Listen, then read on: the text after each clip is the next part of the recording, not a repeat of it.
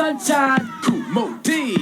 On time, feel the heartbeat, feel the heartbeat. We're the treacherous three, we got a new heartbeat. Hey. Yeah. Party people got a brand new treat. Off a well-known tune we call heartbeat. But we jazzed it up and we broke it down and came out with a brand new fucking sound. Now I came here to get this straight. Our heartbeat's not on a normal rate. Cause when we get excited, our adrenaline flows. And this is the way our heartbeat goes. The hop, skip, and the jump, but not plain old bump. But a bump, bump, bump, bump, bumpity bump. It's a brand new treat, and it sounds so sweet. The rap and the music, our new heartbeat. So feel the heartbeat, so feel the heartbeat. With the treacherous three, we got a new heartbeat.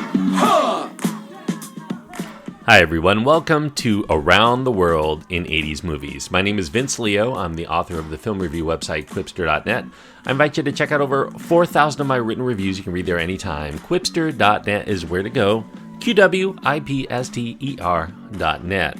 I also want to let you know that I do another film podcast that covers movies that are out in the movie theater right now or on VOD, generally new movies.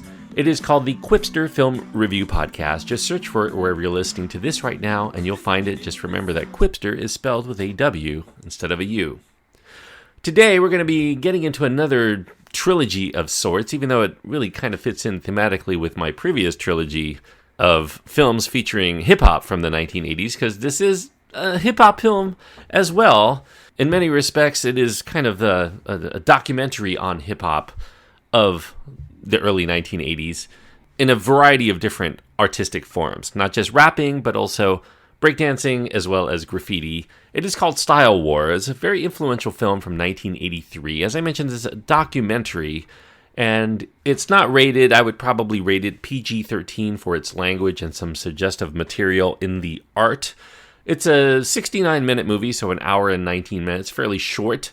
There's no real cast here because it's a documentary, but you will find then New York Mayor Ed Koch in the film, as well as graffiti artists like Scheme and Scene and Case and Dondi and Crazy Legs, who's a breakdancer, and other breakdancing crews and hip-hop artists that you may have recognized over the years. Tony Silver is the director of the film.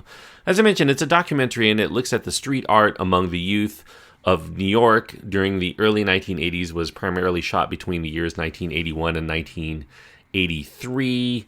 Came out in a variety of different forms. It was tweaked over the years to a short runtime to a longer runtime. There was a director's cut that was almost 2 hours long, but the version that you'll end up seeing most is this hour and 19-minute version.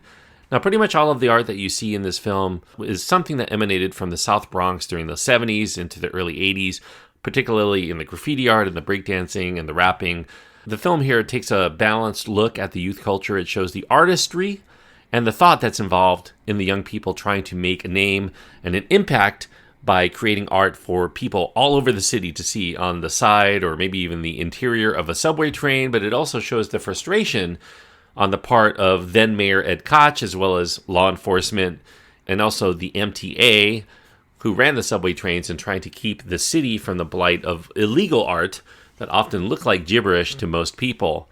Now, the interviews in this film and the other content were shot over the course of those 2 years with a little bit of light narration from Sam Schacht.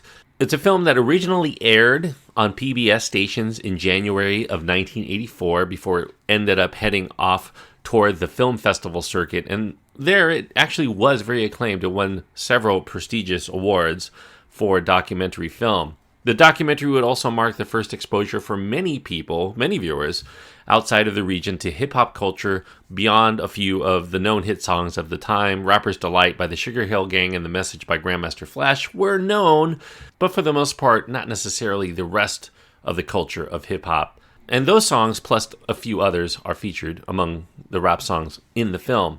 The producer of the film, Henry Chalfant, had started the film as a documentary on breakdancing, but then he ended up feeling that there wasn't enough material to really make it a feature documentary, so he included some of the footage to include rapping and graffiti art, and they went out and shot a little bit more. The latter of which, the graffiti art, would become the predominant focus, actually, of the feature by the end of it. The director here, Tony Silver, and his crew managed to get some surprisingly personal looks at the graffiti artists who show their faces on the screen. They show you their personal lives. You go into the home of one of them, a teenage artist named Scheme, whose mother is also interviewed, and it shows her ceaseless disdain at her son's hobby that she thinks is way too dangerous and really a colossal waste of time for a little perceptible value. Scheme himself, though, takes great pride in his works going so-called all-city. And all city means that a train that's traveling throughout the city is going to be seen by New Yorkers all over, and they'll see his art on that train. Scheme claims that it doesn't really matter who sees it, but you get the sense through the interview that he's very proud to announce to the world that he indeed exists. It really is kind of a calling card for himself that he is known, and the importance that his work is going to fill the eyeballs of many, even if it's only to observe it as blight. That's something he finds value in, that he exists and people know who he is, even if they don't really know who he is. The cops here set up barbed wire fencing and guard dogs to keep the graffiti artists from getting into the private railroad yard or painting up the brand new and clean cars before they go out to their inevitable public home where they are pretty vulnerable. There are interviews here not only given to Mayor Ed Koch during a movement where he begins to crack down on the vandalism in a two-pronged approach that provides extra security for the subway cars, but also he mounts an advertising campaign to try to paint the practice of graffiti as not only a crime, but also very uncool among the idols that are shown in the advertising campaign, including famous actors and athletes like Hector Camacho. And it tells the kids that it's not the way to success. Other interviews on the anti-graffiti side include NYPD police officers, you get some MTA employees, and it shows that the cost of graffiti is substantial, not only to the quality of life, but also in the removal. And some of the removal of graffiti really doesn't take a lot off. It just muddies the work, and that makes the environment even uglier to some people. Well, Style Wars as a film is called such because it emphasizes the progression of graffiti art from being merely just someone tagging their names in public spaces to actually fully painted murals on city walls or subway tunnels or the sides of train cars, most notably. Even the writing of one's tag or name becomes an elaborate piece of art in itself. The artists really work hard to get their name out there and to have a certain style for that name that is unique to them. Now, some of the artists that are featured in this film actually managed to get their art showcased on canvas in galleries to have their work taken seriously, even though the street taggers may not respect this as much as making their name seen and make a more public impact on a city wall or as a train travels around the New York boroughs. Perhaps they felt that that was kind of selling out to a certain extent.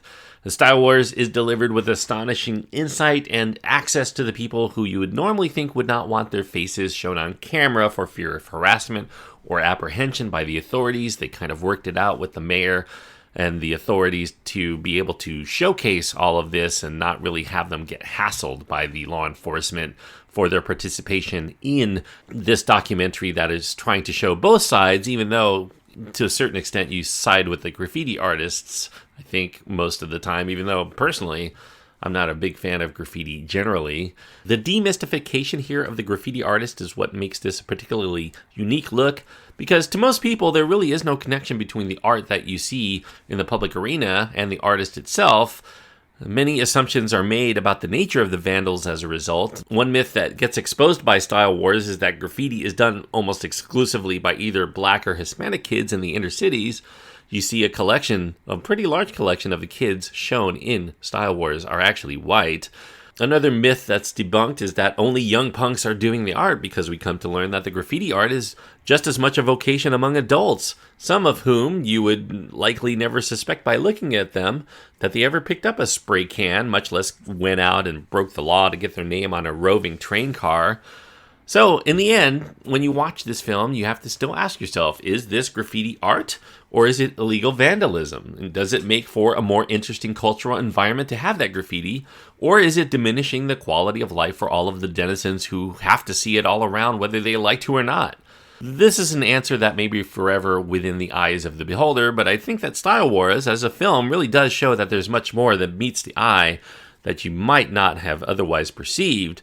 As a film about graffiti art, and graffiti art itself has been in and out of vogue over the years, it's interesting enough just on its own.